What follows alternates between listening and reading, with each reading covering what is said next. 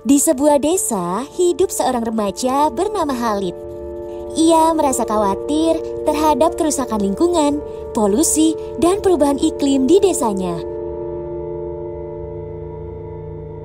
Akan tetapi, banyak masyarakat yang kurang peduli dengan persoalan tersebut. Misalnya, masyarakat desa masih saja sangat boros dalam menggunakan air untuk berwudu. Padahal ia pernah mengusulkan kepada warga untuk membatasi air saat berwudu. Namun, warga menolak saran Khalid tersebut.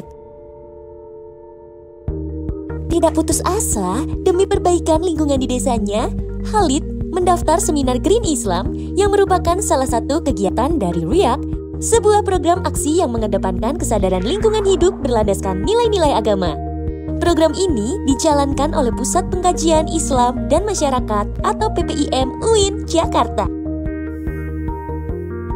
Khalid pun mengajak temannya yang bernama Sandra untuk mengikuti seminar tersebut. Di seminar tersebut, mereka mendapatkan informasi temuan survei nasional PPIM UIN Jakarta tentang pengetahuan, sikap, dan perilaku masyarakat Indonesia terkait isu agama dan lingkungan. Survei ini melibatkan 3.397 responden di seluruh wilayah Indonesia. Survei tersebut menemukan 8 dari 10 muslim tidak mengetahui Green Islam.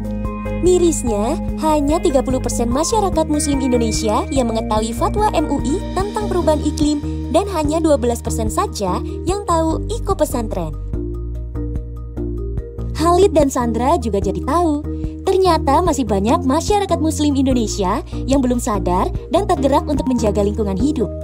55% menolak pembatasan pemakaian air wudhu di masjid, 51% tidak setuju membuang sampah plastik sembarangan itu haram, dan 55% muslim tidak setuju zakat digunakan untuk membiayai penanganan perubahan iklim.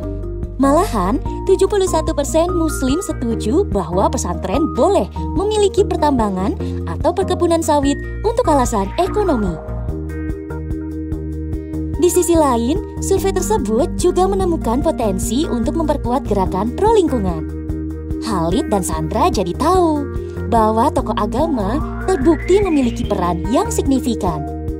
Melalui ceramah, para tokoh agama dapat mengenalkan konsep Green Islam serta menggerakkan masyarakat muslim agar mau peduli dengan lingkungannya. Mereka juga jadi tahu, 75% muslim merasa nyaman berkolaborasi dengan pemeluk agama lain dalam isu lingkungan. Sehingga kolaborasi lintas agama itu sangat mungkin terjadi. Meski sudah memahami pentingnya menjaga lingkungan, perilaku masyarakat belum banyak berubah.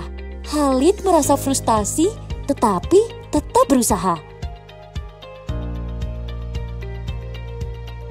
Setelah mengikuti seminar Green Islam, Khalid dan Sandra semakin bersemangat untuk memperbaiki lingkungan desa mereka. Mereka mengajak teman-temannya untuk lebih peduli lingkungan karena menurut survei PPIM UIN Jakarta, lebih dari 78% Gen Z tahu tentang isu perubahan iklim, tapi kurang berperilaku ramah lingkungan. Tidak disangka, mereka menyambut positif ajakan Khalid dan Sandra. Mereka mulai menyusun rencana kegiatan untuk mewujudkan gerakan peduli lingkungan di desa mereka. Dengan dibantu teman-temannya, mereka memulai program Iko Masjid. Pada saat pelaksanaan, ternyata banyak anak-anak muda lainnya yang ikut bergabung membantu karena ingin terlibat dalam kegiatan positif. Terlihat keran-keran air di masjid dimodifikasi agar air yang keluar tidak terlalu besar, namun tetap cukup untuk berwudu.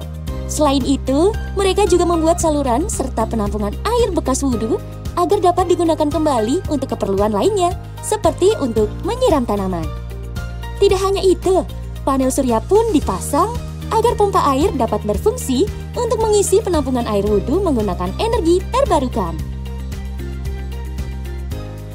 Tidak hanya itu, Khalid dan Sandra pun berkolaborasi bersama teman-teman lintas agama melalui organisasi Karang Taruna. Mereka menginisiasi pengembangan program pemilahan dan daur ulang sampah.